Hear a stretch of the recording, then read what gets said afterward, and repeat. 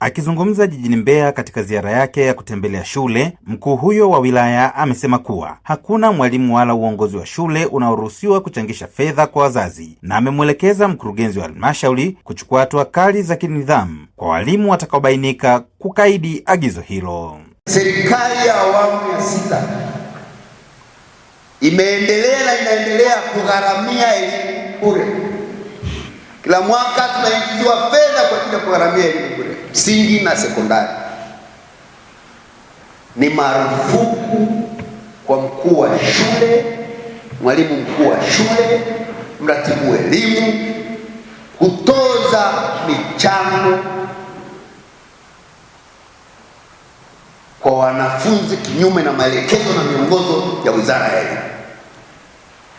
Narudia tena, naendelea kupiga marufuku michango yoyote ile. Mkurugenzi, utakapobaini kuna mwalimu au mkuu wa shule, chukua hatua haraka hiyo. Agizo hilo linakuja wakati ambapo jiji la Mbeya limeendelea kufanya vizuri katika elimu. Kwa mwaka 2025-2026, jiji hilo limefanikiwa kushika nafasi ya 3 kitaifa katika elimu ya msingi, huku shule za sekondari zikirekodi 92% ya ufaulu kwa kidato cha pili. Hata hivyo, pamoja na mafanikio hayo, baadhi ya wazazi na walezi wameeleza malalamiko yao juu ya mzigo wa michango, wakidai kulazimika kutoa fedha mara 2 kila wiki kwa ajili ya watoto wao, hali wanayosema inaathiri uchumi wa familia zao. Kwa shule zingine michango inazidi. Kwa mfano, kama kuna shule zingine unakuta wanaweka mitihani watoto wanafanya mitihani kwa wiki, na kila mtihani ni 1500, kwa wiki inakuwa ni 3000. Sasa kwa wazazi tumetofautiana vipato, unakuta mtoto anashindwa kufanya hiyo mitihani, hela ni kubwa.